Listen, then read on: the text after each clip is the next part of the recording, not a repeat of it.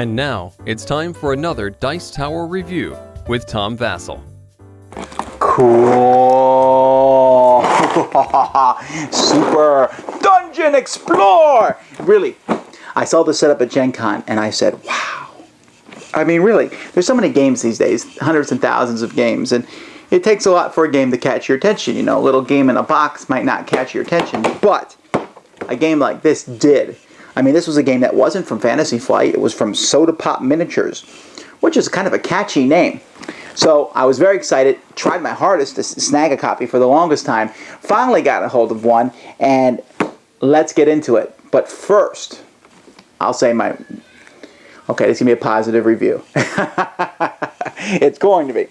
But I'll say my one negative thing first, and that is the fact that in this game, it was a bear to put all these pieces together. And I had to use glue and a knife, and it brought back my whole things of being a miniature gamer way back when I used to play miniature games. Well, that's not that big of a deal. Miniature gamers will probably love it. I just wish it had been slightly easier. But once I got them together, woohoo! I'm getting ahead of myself. Let's look at it.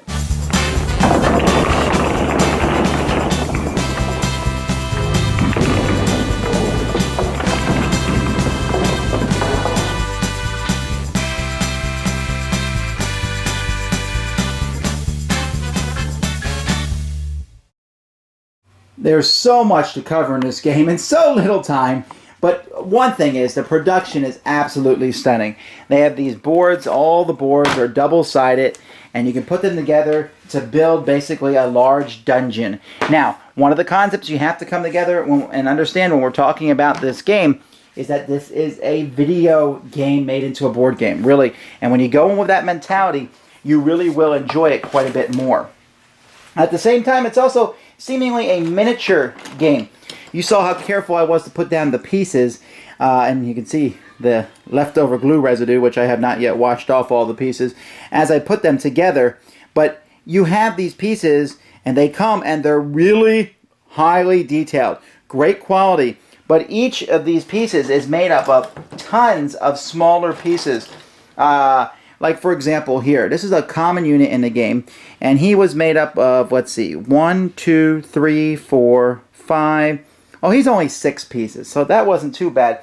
But that was 6 pieces that I had to put together for every version of this gentleman. And this guy, who's used even less, was just as many to put them together. And even putting all these little tail pieces on. So I usually don't paint my pieces, but this is one where I'm seriously considering doing it. And I have to tell you, I was really glad when I'm like, oh, with the treasure chest, it doesn't have to be put together. Yay, for no glue.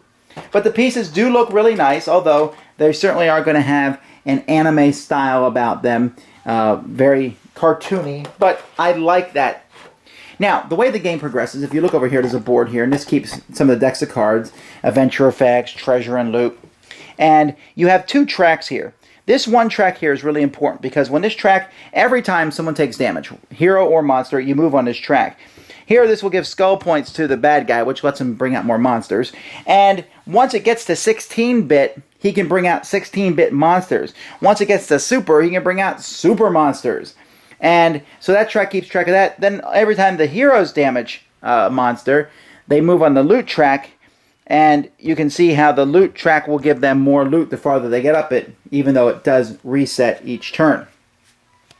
The game comes with some terrain effect cards that tell you what the different terrain does. There's not a whole lot of variety here amongst the terrain, but let's talk about the heroes and the monsters and stuff. This is a really neat concept of the game, and one that I really appreciated. First of all, hero cards. There are lots of different heroes in the game.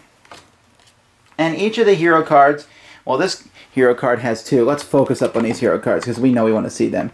Here we got some heroes that are in the game, and there's just all sorts of heroes. A sorceress, a rogue, a paladin, a mage, a ranger. You know, you have your choice of what kind of hero to play. But let's take one here. Let's take the fighter, the Hearthsworn fighter.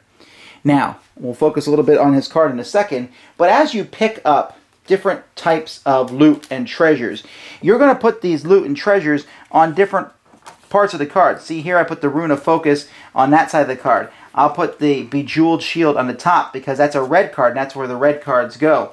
I will put, if I get a, let's see, if I get a green card, it will go on this side of the character. And then on the other side of the card, a yellow. And that's how he basically buffs up and gets things. And he can only hold 4 things usually. There's some things that let you bypass that. But that's a neat way of adding equipment. It's a very easy visual effect, and everything is very simple.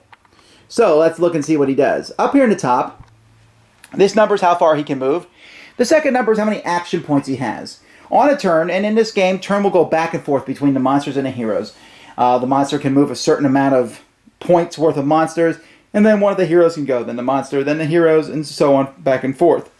When it's your turn, you can move that many points of movement, and you can take that many actions.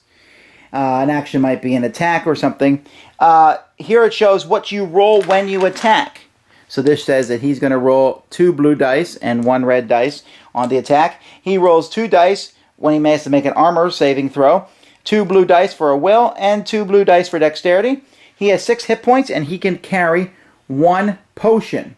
So that's what those stats are. And then he has special abilities here. He can play the Dwarven Curse. That's a wave attack. And there's different attacks that cause waves and explosions and such. And he can also just cleave somebody.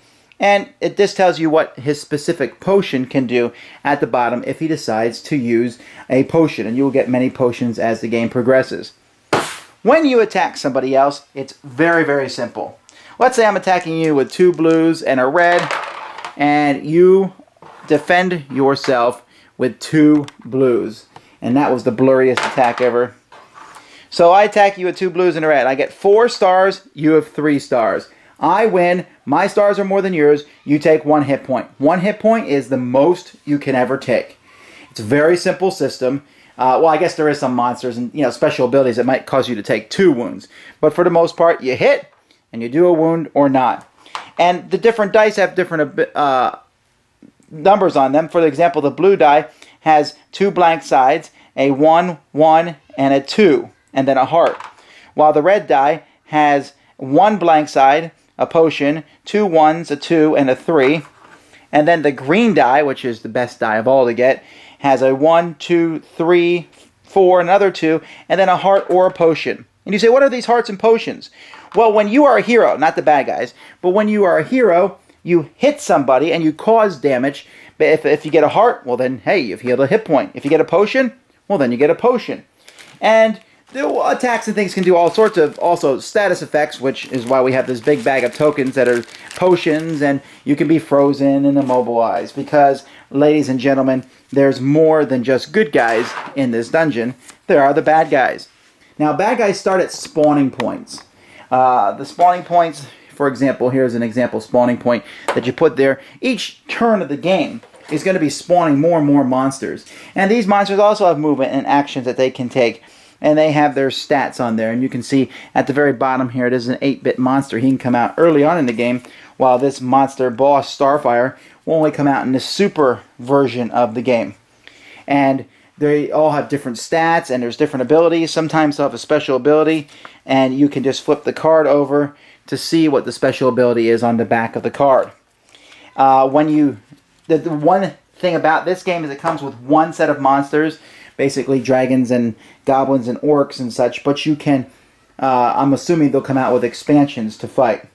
So what you need to do as the good guys is destroy these spawning points.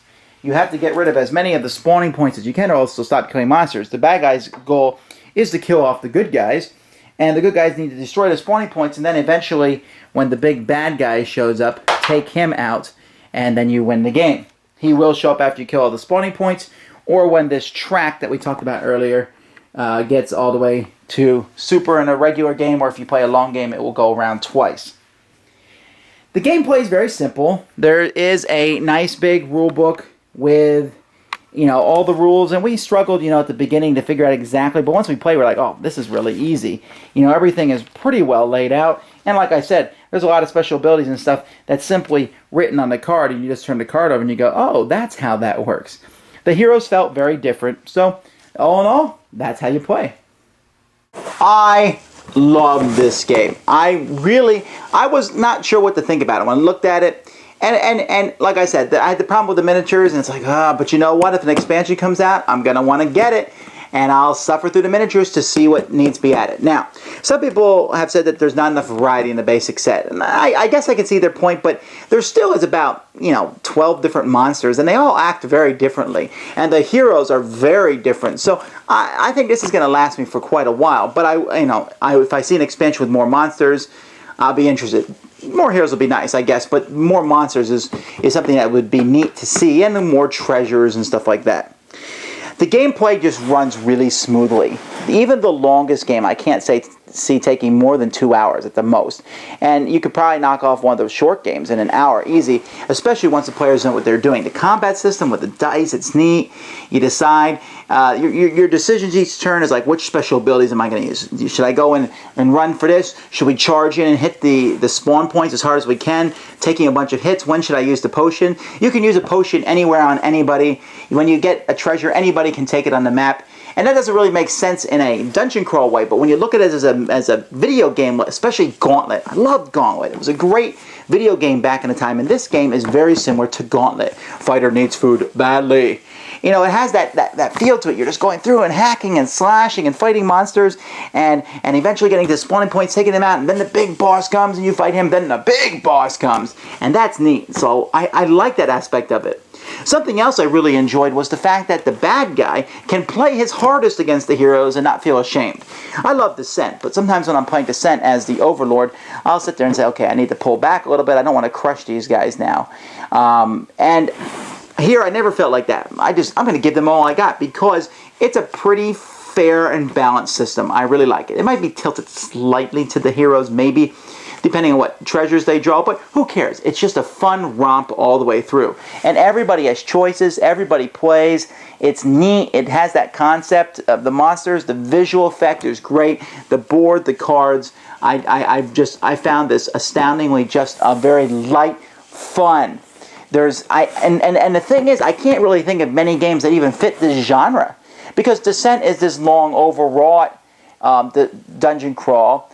And this reminded me of, not even Hero Quest, but it has that just very light feeling. I think this is a board game that will appeal to video gamers. I think this is a board game that will appeal to anyone who likes a dungeon crawl. Don't let the anime artwork on the front turn you off if you don't like anime, because the game itself is just so silly and fun, and yet offers some real strategy. Major thumbs up from me. Thanks for joining us today. For more written, audio, and video reviews, as well as the #1 board game podcast, check out the website at www.thedicetower.com. Until then, this is Eric Summerer, and you've been watching The Dice Tower.